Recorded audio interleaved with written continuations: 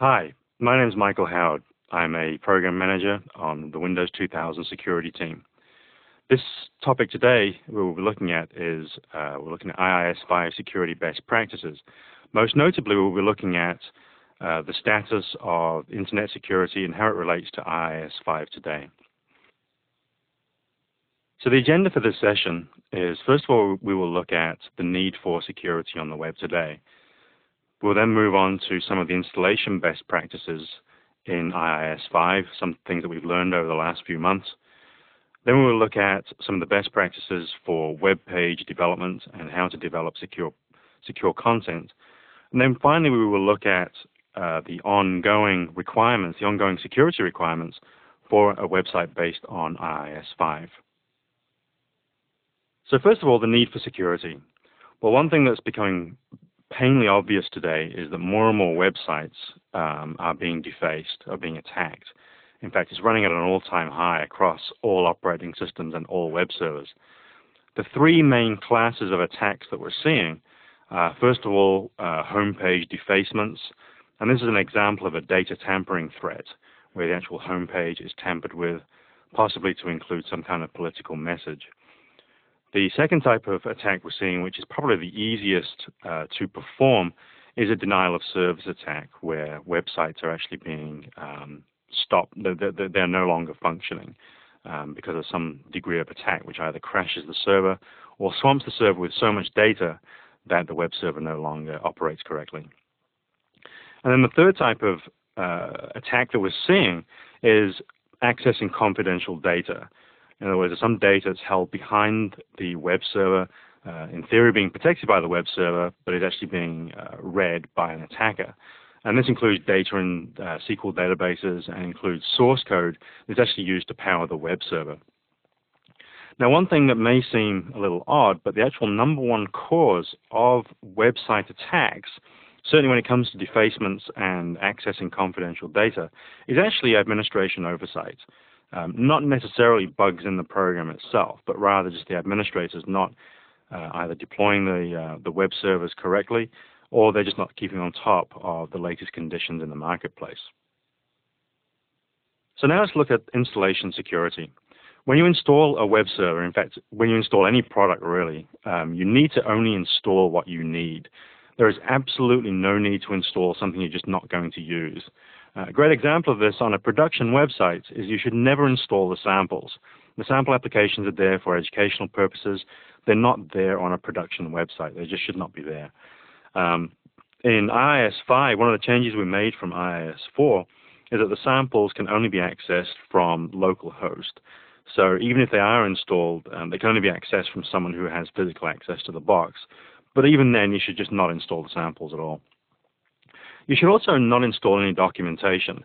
The reason for this is a lot of documentation is actually HTML-based and may include client-side JavaScript or may have back-end ASP pages. You don't really know without doing a close look at the documentation. So you're better off just not installing it at all. And finally, you should not install any of the extra services. So for example, if this is just a pure web server, there's no need to include the SMTP server, there's no need to include the NNTP server, FTP, index server, and telnet, and so on and so forth. If you don't want the tools, just don't install them. And the basic tenet behind that is that all code has vulnerabilities. It doesn't matter how secure the code may appear. Every code from every vendor that's certainly non-trivial has some degree of vulnerability somewhere. And if you don't have that code installed, then the vulnerabilities will not occur on the website. Another very important aspect of IIS5 is to remove unneeded script maps.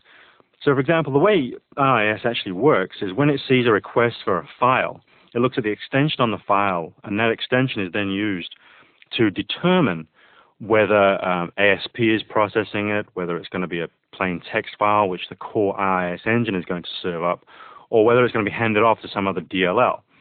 Now, if you're not going to use, say, for example, the IIS remote password change capability, then remove the script map for the .htr extensions. There is simply no need to use it.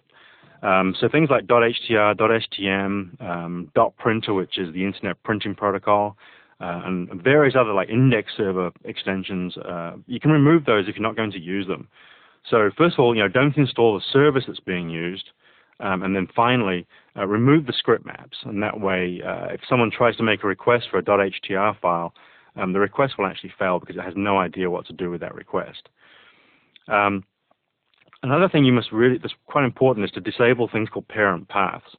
This is a setting in IIS, and this will stop someone from going ... out of the web address space and possibly start reading other files which may be incorrectly protected. So disabled parent paths is a very important aspect, and in fact, by default, it isn't disabled on IIS5. Another important thing is to disable what's called disabling IP address in the content location header. This is for people who have private networks behind network address translation routers and firewalls. By default, IIS5, if it can't find a specific content or a specific bit of data behind that NAT firewall, it will actually return in the response that goes back to the browser the internal IP address back to the user in the content location header. And this can give an attacker an idea of what is going on, what the address makeup is behind that firewall. And it's probably highly recommended that you turn that off. So refer to knowledge base article Q218180, and you can access that from http support.microsoft.com. So now let's look at some of the content development best practices. It's absolutely imperative that all content be made secure. And it's really quite shocking that the number of sites that I've spoken to over the years truly believe that adding a firewall in front of their web server makes them safe. Unfortunately, this is completely incorrect. A great deal of traffic now comes through port 80. It's not purely HTML anymore. It's not purely HTTP traffic. There could be other stuff coming through that port. Also, port 80 attacks are becoming more and more popular. So people are sort of moving up the protocol stack. So rather than just attacking the IP stack now, they're trying to attack things at an HTTP level instead. So it is absolutely imperative that your content be written in a secure manner and that the content be secured itself. Rule number 1, all user input is bad. That's an absolute truth. You must never trust any user input. To be perfectly frank, most of the user input is clean. In other words, someone is actually typing in their name, they are really typing in their Visa card number and so on. However, there are some users who will actually try and post some malicious content to the web server, and I'll give an example of this in the next slide. But it's absolutely imperative that you verify that all user input is valid, especially if that data is going straight into a database or to the file system, or it is being presented back to other users. There have been some really sneaky attacks, especially in Unix systems where people have been calling CGI scripts, and the CGI script may actually be something like calling some shell function, but by using a specially crafted input, the attacker can actually make other applications run as well as that CGI script itself. And that can lead to all sorts of vulnerabilities and all sorts of problems. So it's absolutely paramount that if you have a forms post or you read something from the query string, you absolutely must parse that input to make sure that it's actually clean. So let's look at an example. So let's imagine we have two competing book companies, Book Company A and Book Company B. So Book Company A allows any user to post a review about a book, and anyone can see those reviews. So in other words, someone comes along, types in a review, and then some moments later someone else comes to look at that book, and there is the first person's review available for them to read. Now, our attacker is a little bit more wily than this and decides that he doesn't like Book Company A, and he would actually prefer that everyone went to Book Company B instead. So what the attacker does is he posts the following review. And it's actually a meta tag, and it's a meta refresh tag. And if you look at the code here, what will happen is when a browser sees this little bit of code, in 2 seconds upon parsing this code, the user's browser will actually be whisked away to http://www.bookcompanyb.com. So when the first person posts the review, they post this as the review, meta, HTTP equivalent, so on and so forth. That is the review. Then when the second user comes along and they look at that book, they will actually not be able to look at that book for more than 2 seconds. After 2 seconds, they will actually be whisked away immediately to Book Company B instead. This may not seem like a very insidious attack, but this is only the start of what is possible by not parsing user input that is posted by your users. So now let's look at a remedy for these attacks. First and foremost, all input to your web pages must be validated, must be checked. And that includes input that comes through forms or comes through query strings. In fact, if there's any way of getting data, user data, onto your website, it must be checked. The easiest way by far is to use regular expression parsing. And the VBScript and JScript version 5 scripting engines include a very, very powerful regular expression object. If any of you are familiar with Perl, the syntax is virtually identical. So let's look at 2 examples. This page actually lists 2 simple examples. The first one says, if you see some input, and the slash at the very beginning is the start of a regular expression in JScript, and in Perl for that matter. So the first slash says this is the start of a regular expression. And then we say any chevron followed by any text followed by a closing chevron is something we're going to be looking for. And the G at the end of that regular expression says this is global. This is across all the web, the stuff that's getting posted to you. Then what we do is we do a reg.test, and we actually check the input that was posted to us. And if that regular expression is successful, then someone has tried to post some HTML to you, because HTML includes these chevrons, these tag symbols, and that's what that regular expression checks for. So if it sees that, we should take some action. For example, just saying, hey, you can't post this kind of stuff. Your request was invalid. Please try again. There is one slight problem with this, and that is that you are checking for that which is invalid. And in fact, that's actually the wrong way of doing it. And the reason for that is you can almost guarantee that some hacker will actually work out a way of working around this. For example, they may decide to not use the chevrons. Rather, they may escape the chevrons using hex, or perhaps using ampersand LT semicolon, which is another way of escaping the start of the chevron. And this regular expression does not check for that extra syntax. The correct way of actually parsing all user input is to check for that which is valid, and everything else is invalid. So, for example, the next one has another regular expression. It's a little bit more complex. So I'll go through it a little bit slowly, but this is essentially how it works. The caret symbol at the beginning means the start of the string. And then what we're saying is we're looking for /s, which means white space, any white space.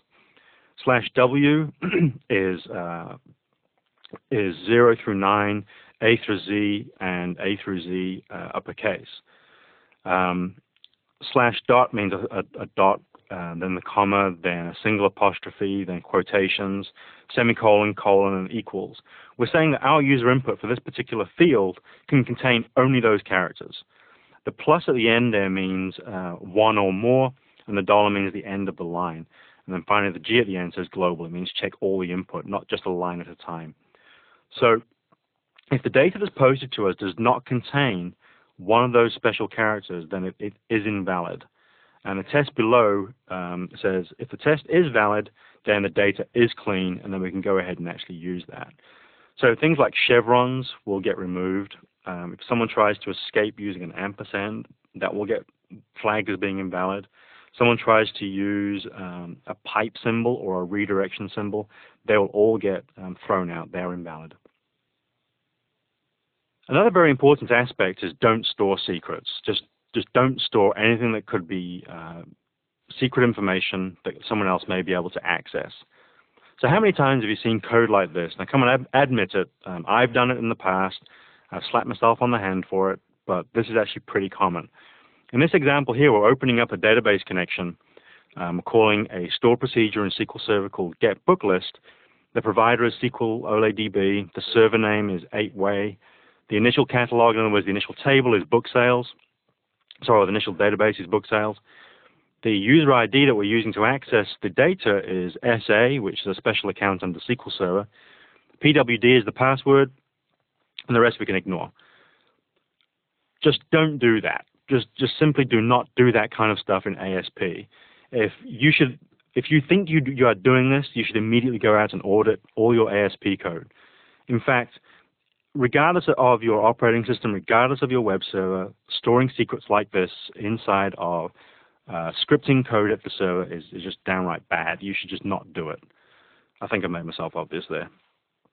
So there's a couple of ways of doing it. The first way, which is kind of weak, but it certainly raises the bar a little bit, and that is to obfuscate the ASP code. There is a tool that is available upon Microsoft.com/scripting or at msdn.microsoft.com/scripting called the script encoder. And what the script encoder will do is it will obfuscate the source code. It doesn't mean it encrypts the source code. It absolutely does not encrypt the source code.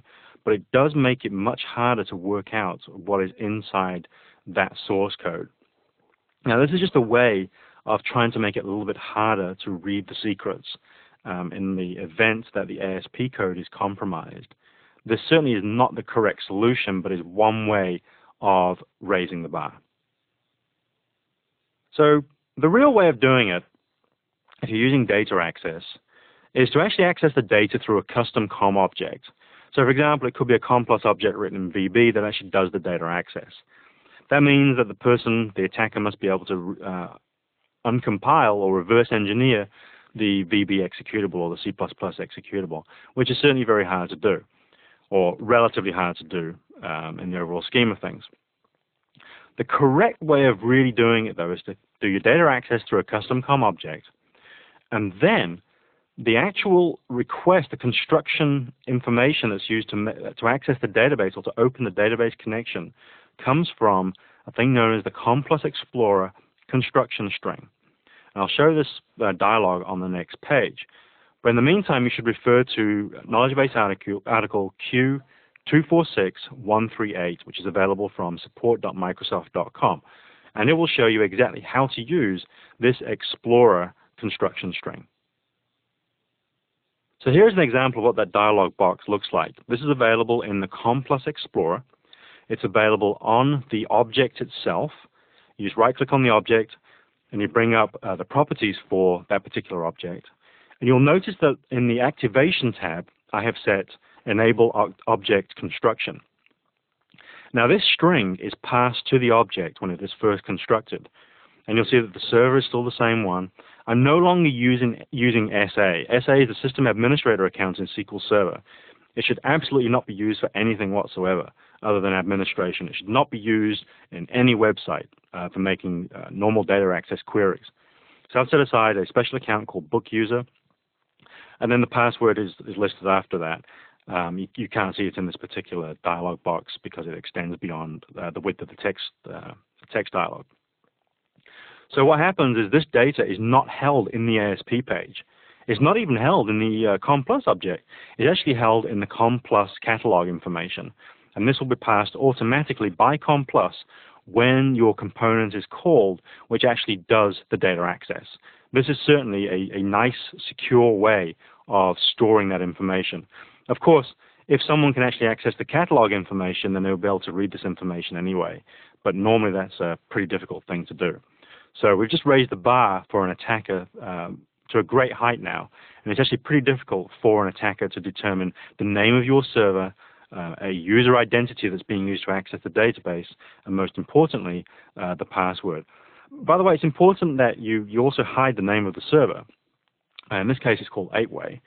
The reason for that is if I can learn the NetBIOS name or just the normal name of a Windows 2000 server, I've got that little bit more information that may be able to help me attack your site further down the track. So you've deployed this website. it's nice and secure and everyone can sleep happily ever after. Well, unfortunately, that's not the case. Your work has only just started. It's absolutely imperative that you keep on top of the industry as a whole and you actually know what is going on a day-to-day basis in the world of security. So this slide explains just some simple things that you should do.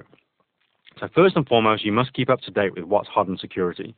In the case of Microsoft products, you can get that from Microsoft.com, WAC TechNet, WAC Security. And that is regularly updated with new white papers, fixes, and so on. If you have products from other vendors, you should absolutely keep track of their websites as well. It's imperative that you stay on top of fixes. Doesn't matter what the fix is, you absolutely must know what the fixes are and when you're going to roll those fixes out. There's a wonderful tool available on the TechNet security website called the IIS5 hotfix checking tool. If you run this tool, it will work remotely as well against all your web servers. It will actually determine any fixes that you are missing. So just as a sanity check, download this tool, run it against all your web servers, and you may be alarmed at the issues that you're no longer fixed against.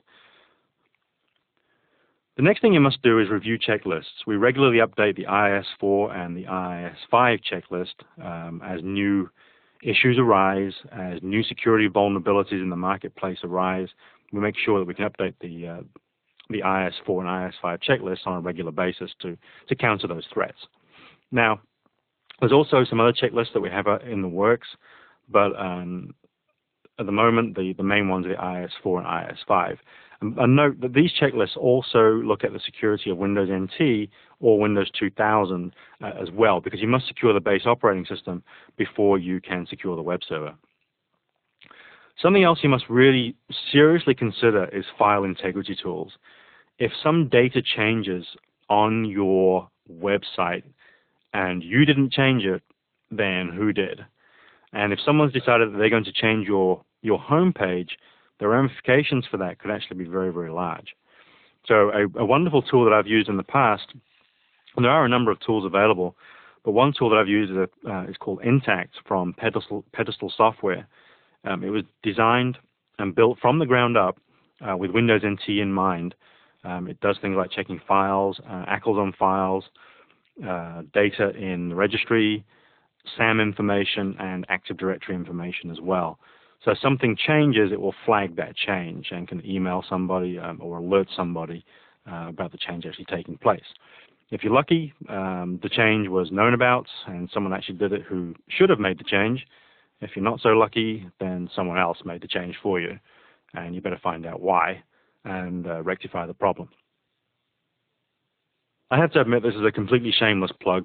All of this information I've discussed so far, and obviously a heck of a lot more, is discussed in designing secure web-based applications for Microsoft Windows 2000, which is written by myself and Mark Levy from ComPlus, who wrote the ComPlus chapter, and my colleague Richard Waymeyer, who wrote the SQL Server chapter. We wrote this book for building secure web applications, but the critical point about this book is we built it from an end-to-end perspective. In other words, we looked at it from the browser through to the web server, through to the operating system, ComPlus components, through to SQL Server, and all the way back again.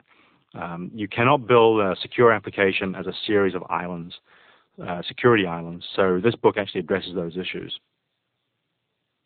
So to wrap things up, we looked at the need for security. As I mentioned, website attacks are at an all-time high right now across the industry, all platforms, all web servers. It's absolutely imperative that you spend time making sure that your website is secured from attack. We looked at some of the installation best practices, including don't install that which you will not use. If you don't want to use it, don't install it. Simple as that. Don't include things like script maps that you're not going to use. Remove them. Then we looked at web page and content development best practices. The key thing there is that all user input is bad and should be treated as bad unless proved otherwise. And you can easily determine what is good and what is bad by using regular expressions. And in fact, in the book that I just mentioned, we include a number of sample regular expressions for things like IP addresses, social security numbers, and things like that to save you the work. And then finally, we looked at ongoing best practices. Security is an evolving thing. Security threats in the web change on a day-to-day basis. Every other day there's something new. There's something new from some vendor that has to be addressed. Otherwise, your sites will be vulnerable to attack. It's absolutely imperative that someone from your organization be the security champion for their environment, including their web servers. And it is their job to stay on top of every single bug that comes out or every new type of vulnerability that is disclosed, and to make sure that the appropriate mitigation techniques are put in place to resolve and mitigate those issues.